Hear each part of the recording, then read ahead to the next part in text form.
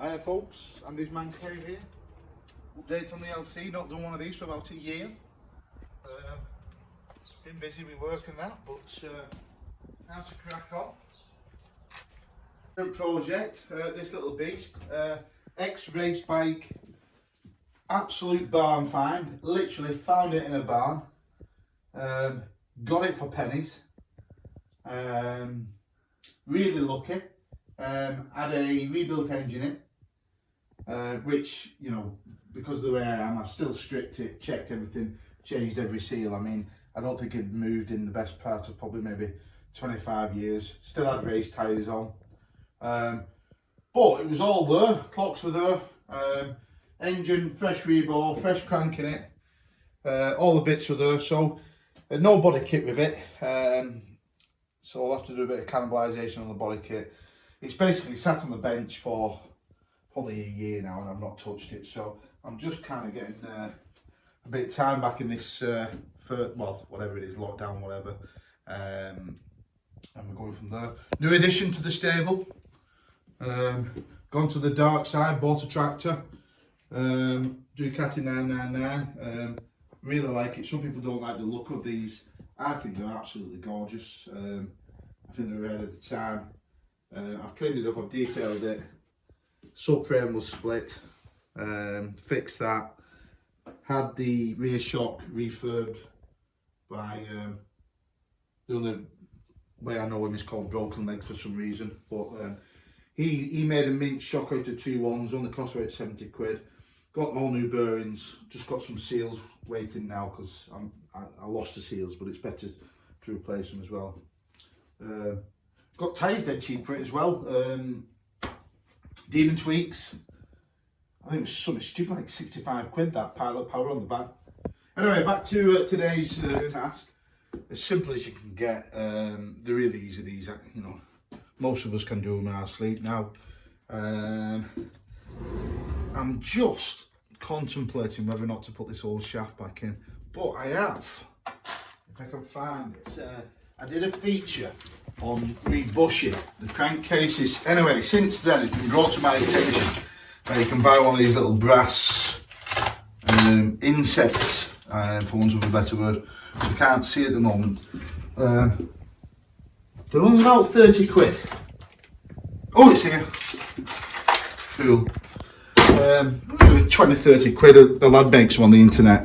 Got an oil-like bush in the middle, machined. You know, if you've got a lathe, you can probably knock one up in 10 minutes, but for 20 quid or whatever they are, it's good value. So you literally, you pop it in here, and it extends out. Not only does it save you rebushing your engine, it also, these shafts now, I think from when I last did the video, they were saying 70 quid. They're up to about 90 quid now. What it does allow you to do is reuse this shaft without welding it or anything like that. But you can see with that one, this, it's a race engine, and I don't think it's done anything. I mean, you know, it's probably done a couple of thousand miles, probably hard miles because it's been on the track, but you know, it's everything in it's pretty new. In fact, the clocks, they still have the original running in decal on it.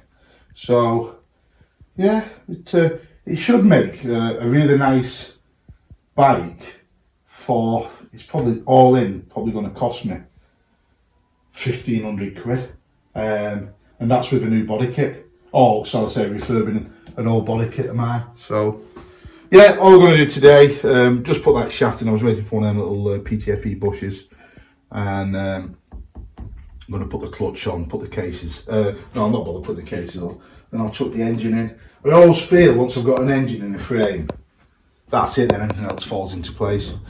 One final thing, because my daughter's interested in this, who's videoing us. Obviously this isn't rehearsed, that's why it's all over the place. A lad was advertising on one of the RD Facebook pages. In 3D printer, that's it.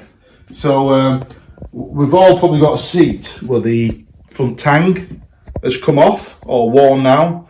What this does, it's only 20 odd quid or something, it's a cracking thing. I mean, technology you can get now. I think it's 20 quid plus a bit of postage. You cut off the old tang, stick that on, hey presto, you've in effect got an as new seat base, and as we all know, we can't get all the seat bases now, so that's brilliant. That holding that, I'm going all retro, can't help it. I love a bit of bling. I bought a tyre art pen.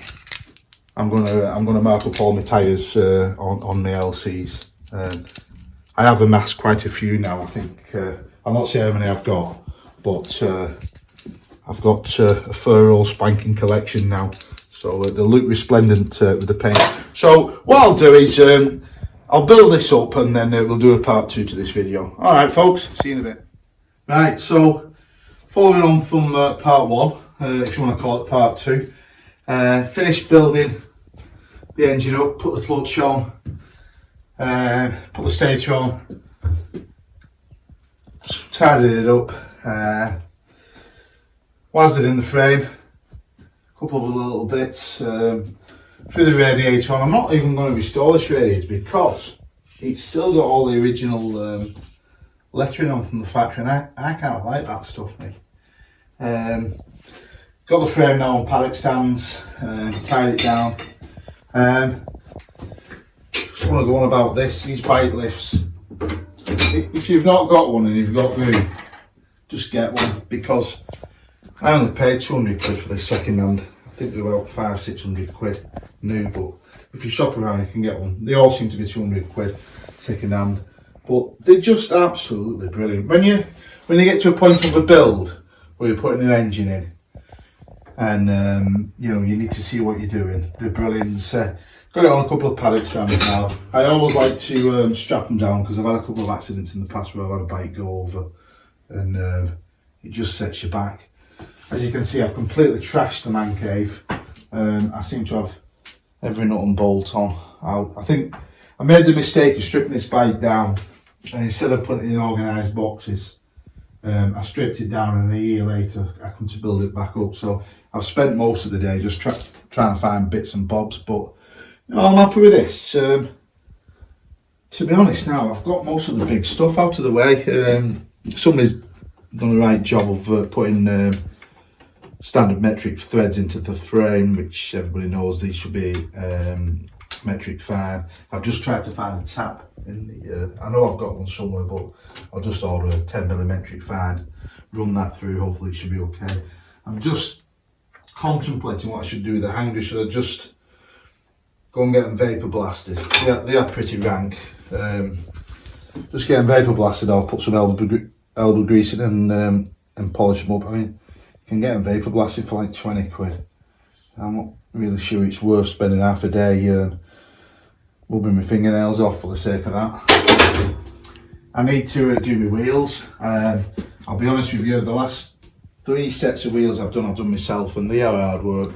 I know there's this guy in Derby, CJ somebody or other, and a few of my mates have had them done. I think it's about 250 quid.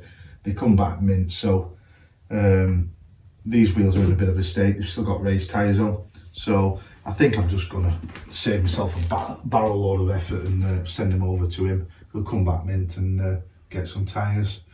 Wiring loom I think's okay. When I got this, like I say, it was a barn find, proper barn find.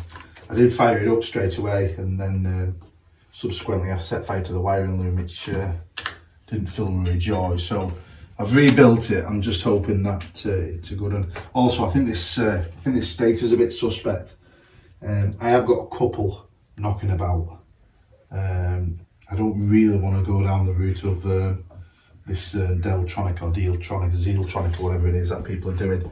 If I was to do that, I'd take the stator and that off me 350, put that retrofitted to this, and upgrade what I class as kind of my day bike, if that makes sense.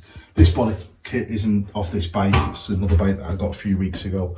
Potentially doing a gold colour scheme, doing something completely different.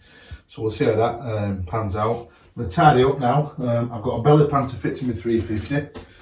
That's going to be a bit tricky because I've got a massive pair of fat Nikons on, so I don't really know how it's going to fit. But yeah, good to get back in the man cave. Hope you've enjoyed the video. I've not really bored you with any detail about putting the clutch back together and that, because let's be honest, they're fairly easy to do, aren't they? But if anybody wants a bit of advice or whatever, just drop us a note and I'll try and help you out. But so yeah, that's what we're up to. Never know, man get it MOT for this summer. The way this lockdown's going, I'll be spoilt for choice then. I'll have that many LCs. I might even go and sell one. Sacrilege. Okay, cheers folks. Thanks for watching.